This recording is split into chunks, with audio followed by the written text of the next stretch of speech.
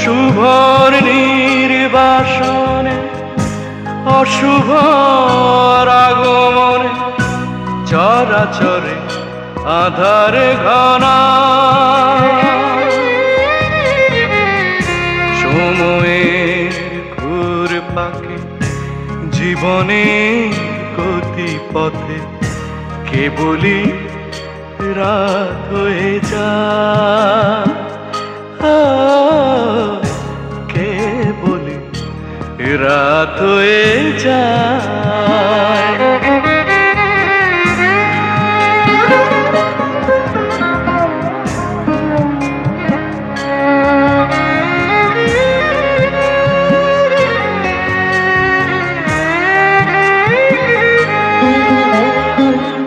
সংঘাতে সংকটে ছিঁড়ে যায় বন্ধন, অশ্রুর ধারাপাতে বাজে শুধু ক্রন্দন। সোনালি গলা আকাশে মেলে না ডানা, সোনালি গলা আকাশে মেলে না ডানা। নিরাশার ঘন মেঘে দিগন্ত ছেয়ে যায়, কেবলই রাত হয়ে যায়।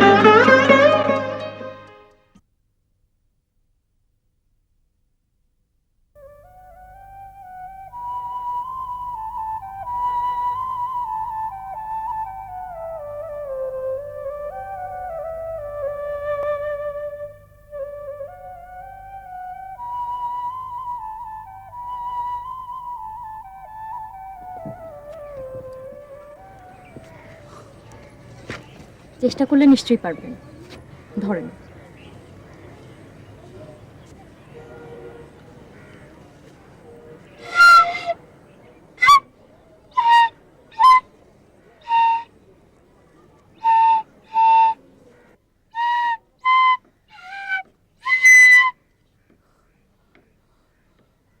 আপনি চেষ্টা করুন, আবার করুন, নিশ্চয়ই পারবেন।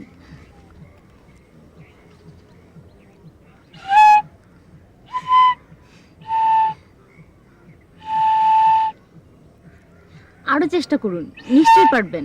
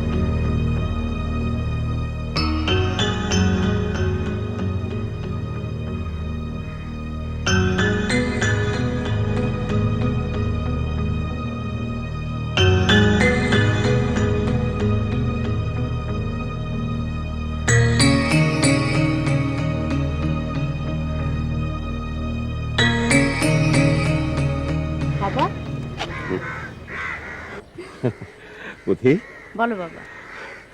এখানে থাকতে তোর ভালো লাগছে মা? দারুণ লাগছে বাবা, পড়ালেখা না থাকলে এখানেই থেকে যেতাম। পাহাড় বনে বেড়াতে এসে কিছুদিন থাকা যায়, স্থায়ীভাবে থাকা যায় না মা। আমি তো স্থায়ীভাবে থাকতে চাচ্ছি না। না, তারপরেও তুই একা একা।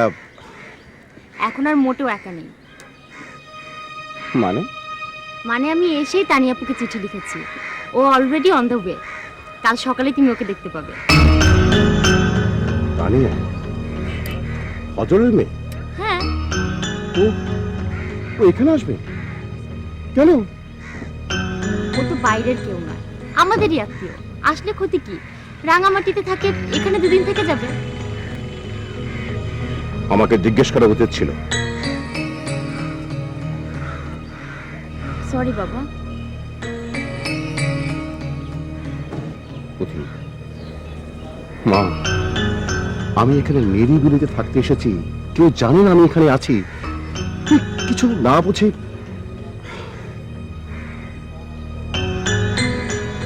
Sorry.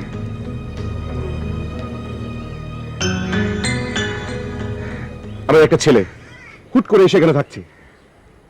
ও তো খুব ভালো ছেলে বাবা, দারুণ বাঁশি বাজায়। পুথি, পুথি মা, কাউকে না জেনে না শুনে এভাবে কারোর সঙ্গে মেশা ঠিক নয় মা। কার মনে কি আছে, কার উদ্দেশ্য কি, ঠিক বোঝা যায় না মা।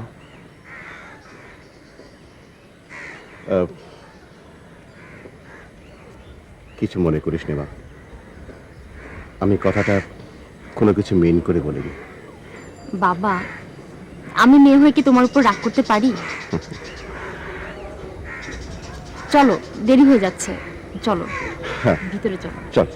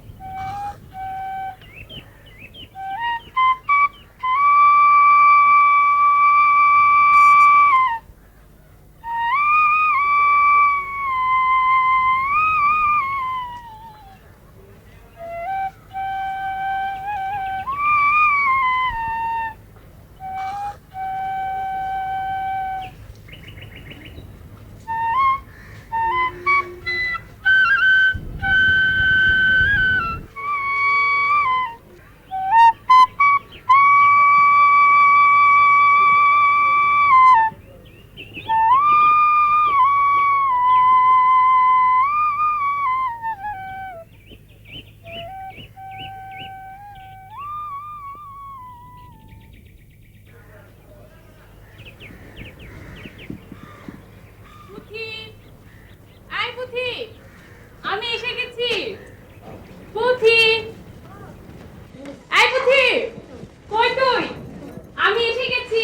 পুথি।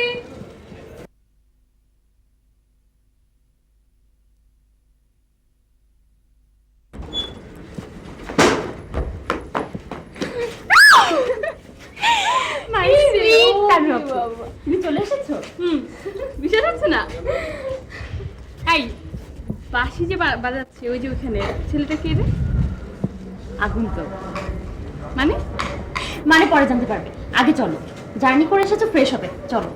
কিন্তু বাঁশির সুরটা কিন্তু খুব সুন্দর। বাঁশি যে বাজাচ্ছে তাকে পছন্দ হয়েছে? কি মানে পছন্দ হলে ঘটকালি করে দিতে পারি। তুই কিন্তু দিনে দিনে বেশি ফাজিল হচ্ছিস। আজ আমি দেখেছোটা কি, এই জন্যই তো তোমাকে দেখেছি। চলো চল দেখা দেখা।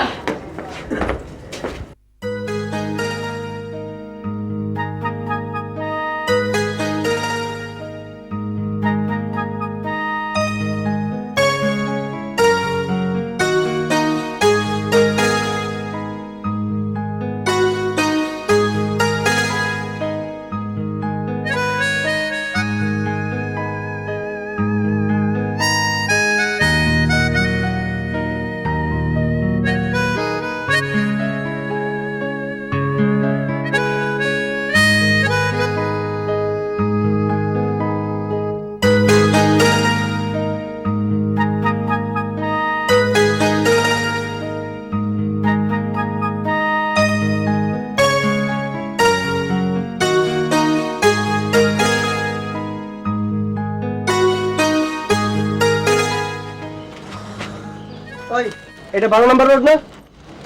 12 নম্বর রোড দিয়ে কি দরকার? কি দরকার মানে?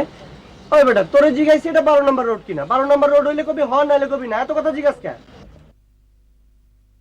এত কথা তো জিগাই নাই, বুঝার ভুল। এটা 12 নম্বর রোড। 12 নম্বর রোডের কোন বাড়িতে যাবি তোরা? কি? না মানে বাসার নাম্বারটা কইলে তোকে আর কষ্ট করে খুঁজে বাইর করতে হইতো না, আমি দেখাই দিতাম। হেই, আপনার সমস্যা কি? ওকে তুই তুই বলছেন কেন? কোনো সমস্যা নেই আপা, আমার কেউ তুই বললে আমি তাকে তুই বলি, আবার কেউ যদি আমার ভাই বলে আমি তারে আপা বলি। স্বাধীন ব্যবসা করি তো, কেউ বেজ্জতি করলে প্রেস্টিজে লাগে। আমারে যে সম্মান দেয় আমিও তারে সম্মান দেই। বুঝাইতে পারছি মনে হয়? সরি স্যার, আমরা বুঝতে পারি নাই। Sorry sir, sorry sorry. আমরা 17 নম্বর বাড়িতে যাব স্যার। স্যার কথাটা বললে বেশি তেল মারা হয়, তেল মারা আমি বেশি পছন্দ করি না। 17 নম্বর বাড়িতে ফ্যামিলি থাকে 3টা, তা কোন ফ্যামিলিতে যাওয়া হবে? বর্ষাকে চেনেন? বর্ষার বাসায় যাব। আরে চিনবো না মানে? বর্ষা খুব ভালো মেয়ে। কি হয় আপনার, কি সম্পর্ক বর্ষার সাথে আপনার? আমার কি হয় তাতে আপনার কি? বাসাটা চেনেন নাকি সেটা বলেন। আমার নাক বরাবর। নাক বরাবর মানে? এই বুঝতে পারছি। Thank you sir, thank you very much. Welcome.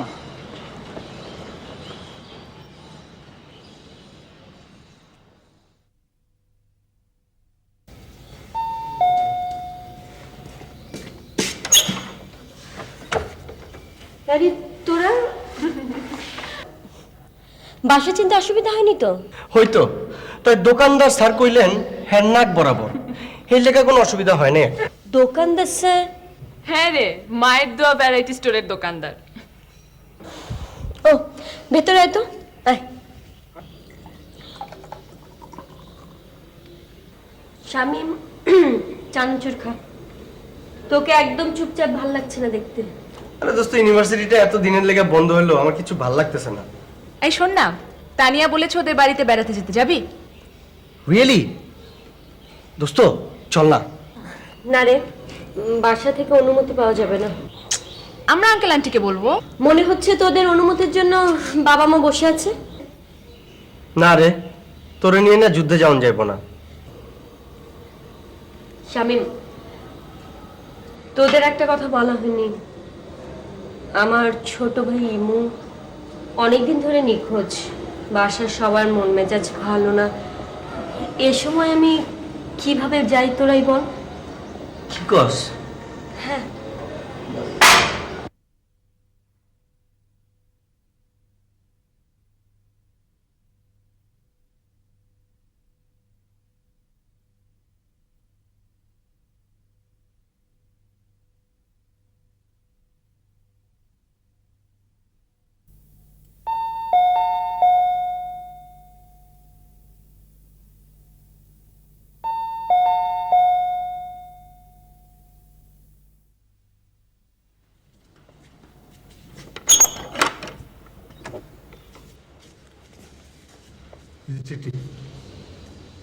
ঠিক আছে।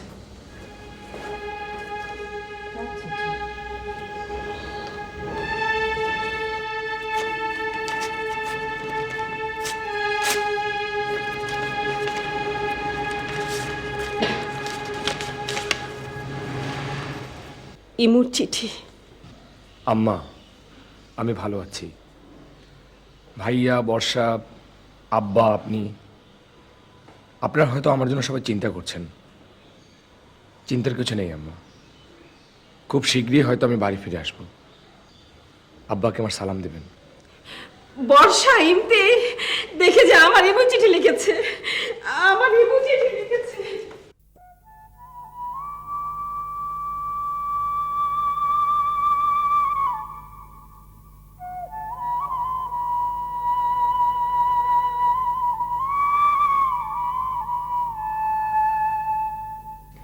তোর সাথে সম্পর্ক নেই, আঙ্কেলের সাথে সম্পর্ক নেই, তাহলে ছেলেটা এখানে কেন আছে?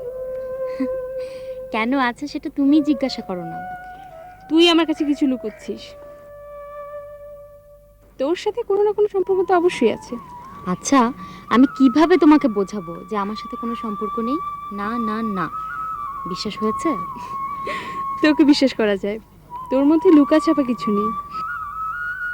খুশি হলাম। ছেলেটা খুব সরল, তাই না? বাসি সুরটাও দারুণ। ওই যে ইমরান না, চল নাকি একটু কথা বলি। দরকার কি? আমরা আমাদের মতো থাকি। এমন করছিস কেন? চল না, আয়।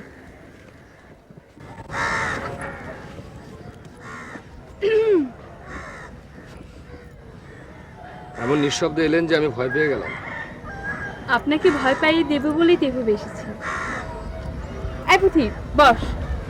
না, ঘরে কেউ নেই, আমি আসি। কেন? বস না, আমি কাকাকে বলবো। বস তো। তোমরা বরং বসে গল্প করো, আমি যাই। বসবি না? গেটে তালা লাগিয়ে আসেনি, বাবা আসলে রাগ করবে। আমি যাই। আচ্ছা ঠিক আছে, তুই যা, আমি এখনই আসছি। আচ্ছা।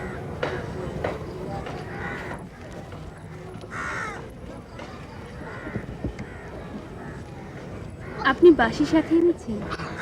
বাজান একটু শুনি। সাথে আনি নিজে। আপনাকে কেন জানি আমার খুব পরিচিত মনে হয়। তাই নাকি? হাসছেন যে? ভাবছেন আমি এমনি বলেছি? না না, তা ভাববো কেন?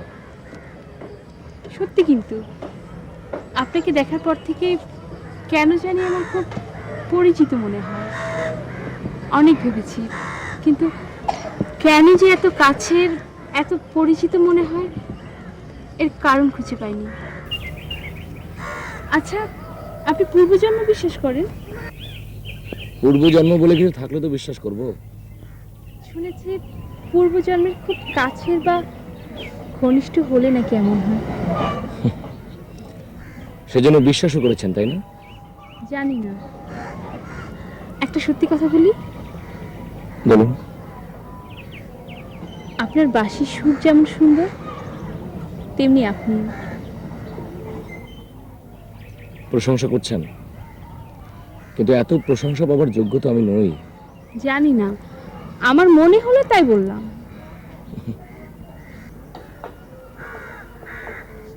আমি এখন উঠি। কেন? বসুন না, আপনার সঙ্গে গল্প করতে তো ভালোই লাগছিল। না, আবার পুঁথি কি মনে করবে। আমি উঠি। রাতে আপনার সাথে কথা হবে, কেমন?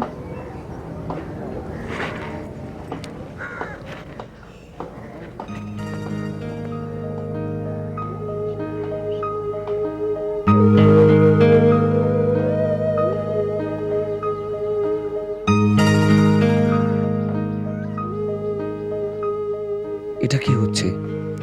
আমার ভেতর কেন এত তোলপাড় হচ্ছে? না না, এটা মোটেই ঠিক হচ্ছে না। আমার বাবা মা ভাই বোন আমার জন্য কত উৎকণ্ঠায় দিন কাটাচ্ছে, আর আমি এখানে এভাবে। না না,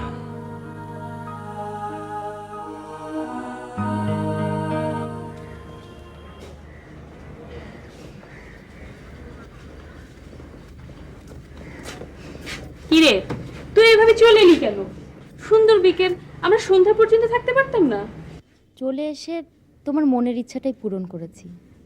তুমি এমন, এটা আমার জানা ছিল না। এভাবে দম মেরে বসে আছিস কেন? বাবা ঘরে থাকলে থাকতাম আপু, খালি ঘর। তুমি এত তাড়াতাড়ি চলে এলে কেন? ইমরানের সাথে আর একটু গল্প করলেই পারতে।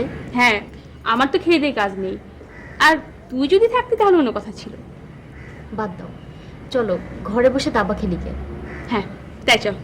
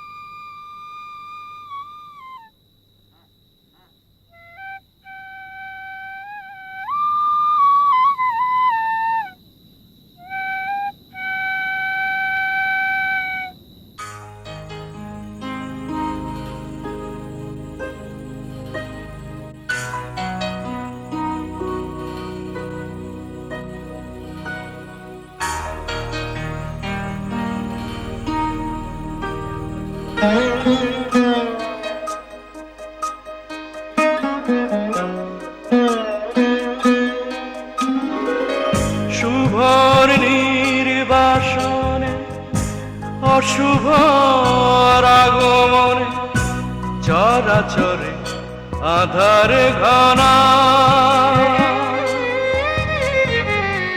সময়ের ঘুর পাকে জীবনে গতি পথে কেবলই রাত হয়ে যায় কেবলই রাত হয়ে যায়